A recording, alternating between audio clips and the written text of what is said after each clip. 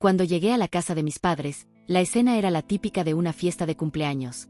Globos rosas colgando por todo el lugar, una pancarta brillante que decía feliz cumpleaños, Princesa Lucía, y la risa de los niños corriendo por el jardín. Todo parecía perfecto, o al menos así quería que lo viera el mundo.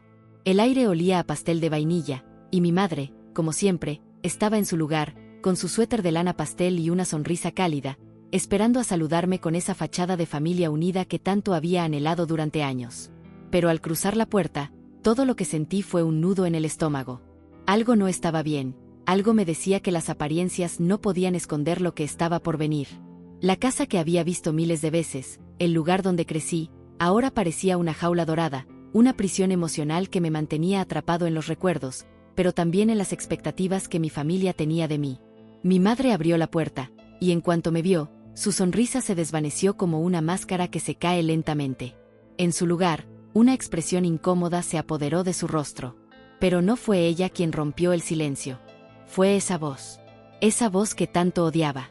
Este no es lugar para perdedores, dijo Javier, mi hermano, al aparecer junto a ella, cruzado de brazos, con esa sonrisa arrogante que le daba la sensación de ser el rey de su propio mundo.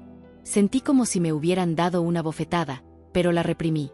No podía mostrarles lo que sentía, no esta vez. ¿Qué derecho tenía yo de estar allí? ¿El hermano que siempre pagaba por todo, que siempre estaba dispuesto a llenar sus vacíos? ¿El hombre que sacrificaba sus propios sueños para sostener un castillo de naipes que ni siquiera ellos sabían valorar? Ahora, ese hermano era el perdedor ante sus ojos. Lucía ni siquiera se preocupa si estás aquí. ¿Por qué no te haces un favor y te vas antes de hacer el ridículo?, agregó, burlándose de mi impiedad. Esas palabras, tan frías, tan crueles, me recorrieron como una ola de fuego. ¿Ridículo? ¿Era ridículo haber estado allí tantas veces para todos ellos? ¿Era ridículo haber financiado la universidad de mi sobrina, haber pagado el alquiler de mi hermano, haber estado presente mientras todo se caía a pedazos a su alrededor? Mi mente comenzó a dar vueltas, recordando cómo, tan solo 6 meses atrás, Javier había llegado a mi apartamento con esa falsa humildad, pidiéndome dinero para la matrícula de Lucía. Y lo hice sin pensarlo 2 veces, porque ¿cómo no hacerlo por la niña que creía en mí, que me miraba con ojos llenos de esperanza? Pero ahora, de pie frente a mí, mi hermano me llamaba perdedor. Yo, el que había dado todo, era el perdedor. Me quedé en silencio, mirando a mi madre y a mi hermano. Sabía que no podría cambiar nada en ese momento. Era una escena que se había repetido una y otra vez en mi vida, como un mal guión del que nunca podía escapar. Ellos no entendían lo que significaba sacrificarse por alguien más. Para ellos, el éxito era tener un coche de lujo, un traje de marca, ir a jugar al golf los fines de semana. No sabían nada de noches en vela, de depurar código durante horas, de los logros personales que nunca pedían reconocimiento, pero que me definían mucho más que cualquier bien material. Con los ojos nublados por la rabia, apreté la bolsa de regalos en mi mano. No podía quedarme más tiempo, no podía soportar más esa atmósfera cargada de expectativas vacías. Sin decir una palabra, me di la vuelta y salí de la casa. Cada paso que daba hacia el auto era más pesado que el anterior. Al llegar, miré por la ventana de la casa, vi a Lucía corriendo feliz, sin saber lo que acababa de suceder, ajena a la tormenta emocional que me había arrastrado fuera de su fiesta. Mi corazón se rompió por ella, por no poder estar allí, pero también sentí algo que no había sentido en años, una sensación de liberación. Me subí al coche, mi teléfono comenzó a sonar. Era mi madre, luego Javier, pidiendo disculpas, lamentándose, como siempre. Pero esta vez no respondí. No esta vez. El silencio fue mi única respuesta. Y mientras el teléfono seguía vibrando con llamadas perdidas, una sensación de paz me envolvía. Estaba haciendo lo correcto. La culpa comenzó a carcomerme, pero no por mí. ¿Y Lucía? ¿Ella no merecía lo mismo que los demás? ¿No debía estar allí para ella en su cumpleaños? Pero rápidamente me di cuenta de que Lucía no era el problema. El problema era cómo me había utilizado mi familia durante tantos años, cómo me habían empujado al borde sin nunca valorar lo que hacía por ellos. Mi relación con ellos siempre había sido transaccional. Ellos nunca me vieron, solo vieron lo que podía darles. Solo eso. Decidí cortar toda comunicación. Nadie más podría seguir pidiéndome favores o manipulándome para hacerlos sentir mejor con su vida. Por fin, tomé el control de mi vida. El peso de sus expectativas, la presión de ser el hermano bueno que siempre estaba ahí, me había dejado sin espacio para mí mismo. El alivio fue inmediato. Mi teléfono dejó de sonar, y con ello, también lo hizo el ruido constante en mi cabeza. Pero la paz no duró mucho. Un par de días después, mi teléfono vibró con un mensaje de Carla. Su voz sonaba diferente esta vez, preocupada, cansada. Hola, necesito hablar contigo. Es sobre Javier y Lucía. La situación está peor de lo que pensabas. Javier ha gastado todo el dinero para la fiesta de Lucía, el coche tuvo que venderlo, y ahora están endeudados. Te necesitamos, por favor. Escucharla me hizo recordar todo lo que había hecho por ellos en el pasado. Me volví a sentir atrapado. ¿Ayudar a Lucía directamente? Sin que Javier se beneficiara de mi generosidad, ¿podía hacerlo? La pequeña había crecido en medio de todo este caos, y aunque nunca fue su culpa, me di cuenta de que mi hermano jamás aprendería a manejar sus propios errores. La sensación de control me invadió. Por fin sentí que podía decidir por mí mismo. ¿Por qué debía seguir alimentando una situación que no era justa? Decidí ayudar a Lucía, pero de la manera correcta.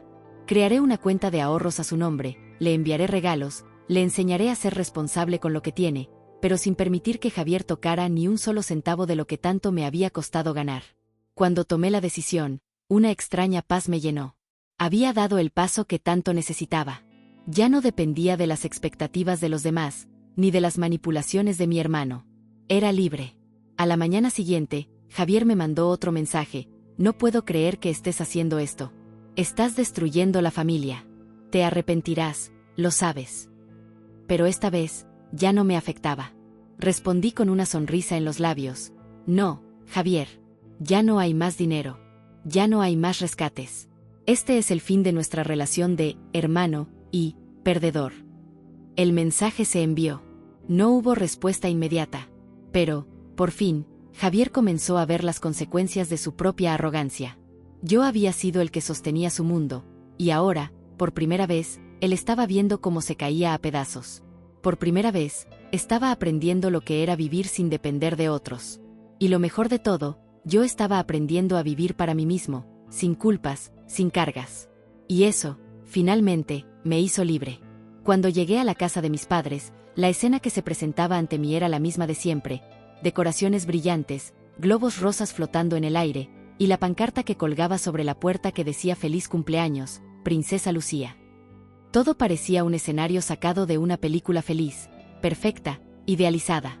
El olor a pastel recién horneado invadía el aire, y las voces de los niños se mezclaban con risas, creando una atmósfera de alegría superficial. Mi madre, siempre la misma, vestida con su suéter de lana pastel, apareció en la puerta, con esa sonrisa cálida que me resultaba tan familiar y tan falsa al mismo tiempo. Pero al ver esa sonrisa, un nudo se formó en mi estómago. Algo no estaba bien, algo me decía que este no sería un día como los demás, a pesar de las sonrisas y la ilusión de la fiesta. No podía evitar sentir como todo lo que se veía tan perfecto por fuera, estaba completamente roto por dentro. Mi mente ya había anticipado lo que vendría, como un mal presagio que me seguía, pero aún así me sorprendió la frialdad del momento. Cuando mi madre abrió la puerta y me vio, su sonrisa se desplomó al instante. Esa sonrisa que siempre me daba la bienvenida, esa que me había brindado consuelo durante tanto tiempo, desapareció como si nunca hubiese existido. En su lugar, se dibujó una expresión incómoda, vacía. Pero no fue ella quien rompió el silencio. Fue una voz que había escuchado demasiadas veces, una voz que siempre había representado todo lo que no me gustaba de mi familia.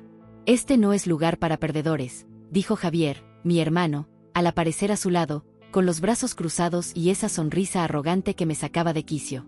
Esa sonrisa que tenía el poder de desarmarme, de hacerme sentir pequeño, insignificante. Al principio, la rabia se apoderó de mí, pero la reprimí. No podía estallar allí, no podía darles la satisfacción de ver mi dolor. Perdedor, me llamaba. Él, que nunca había levantado un dedo para nada, que siempre había vivido a costa de los demás, me llamaba perdedor. El veneno de esas palabras me atravesó, pero me quedé en silencio. Después de todo, ¿cómo podría luchar contra esa actitud?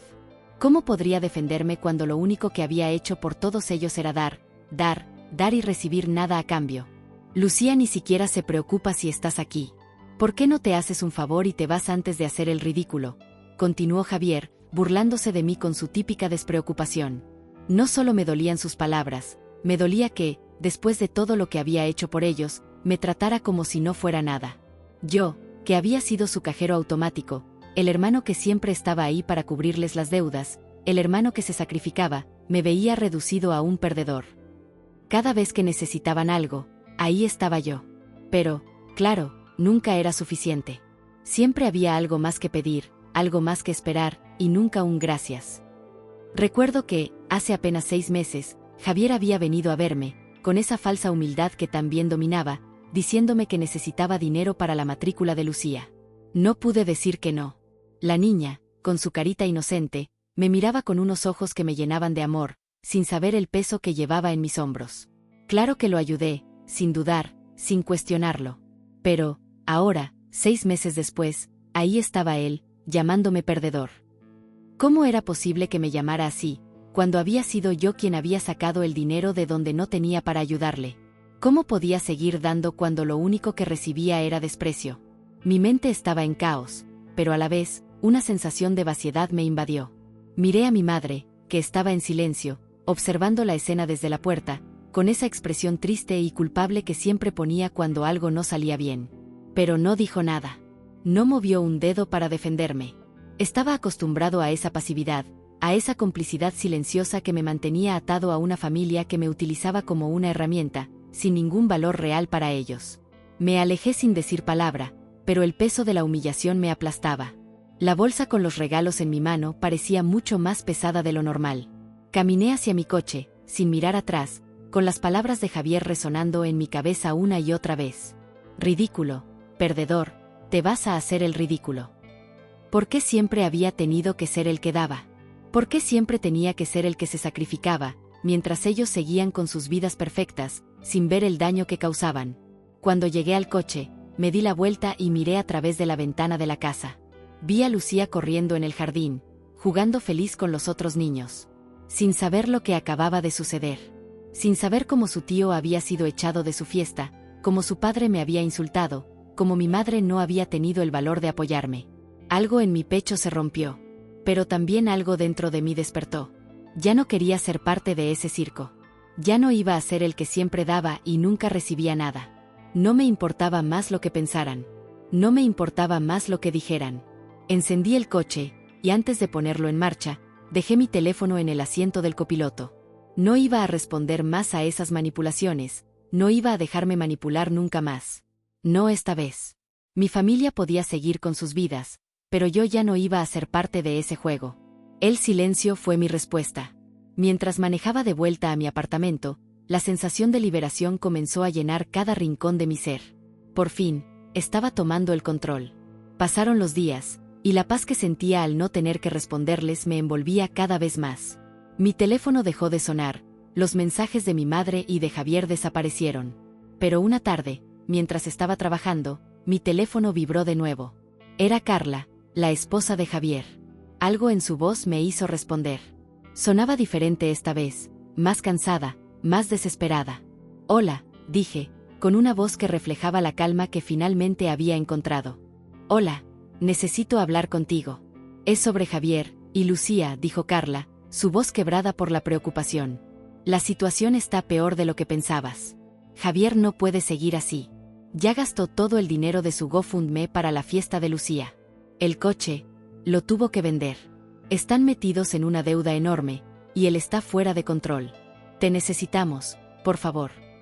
Escucharla me hizo recordar todo lo que había hecho por ellos en el pasado. Mis esfuerzos, mi sacrificio, mis noches sin dormir tratando de solucionar sus problemas. Pero algo en su voz también me hizo darme cuenta de algo. Ellos ya no podían seguir manipulándome. Había dado suficiente. Ya no iba a seguir pagando por sus errores. El dilema estaba claro. ¿Ayudar a Lucía directamente, sin que Javier se beneficiara de mi generosidad? ¿O dejar que él enfrentara las consecuencias de su comportamiento? Decidí lo que debía hacer. No iba a volver a alimentar la situación. No más rescates, no más favores. Ayudaría a Lucía, pero de mi propia forma. Le abriría una cuenta de ahorros, le mandaría regalos y la apoyaría, pero jamás, jamás, permitiría que Javier se beneficiara de lo que había ganado con tanto esfuerzo. Yo tenía que recuperar mi dignidad, mi paz, mi vida. Y en ese momento, la sensación de empoderamiento fue indescriptible. Era libre. Por fin libre. Y a partir de ese día, ya nada, ni nadie, me haría volver atrás. Una semana después, Javier volvió a contactarme. No puedo creer que estés haciendo esto. Estás destruyendo a la familia. Te arrepentirás. Lo sabes. Pero su mensaje ya no me afectaba. Ya no tenía poder sobre mí. Respondí con una frialdad que nunca antes había sentido. No, Javier. Ya no hay más dinero. Ya no hay más rescates. Este es el fin de nuestra relación de hermano y perdedor. A partir de ahí, todo cambió. Ya no era un perdedor. Ahora, por fin, estaba ganando algo que siempre había perdido: mi vida, mi paz y mi libertad.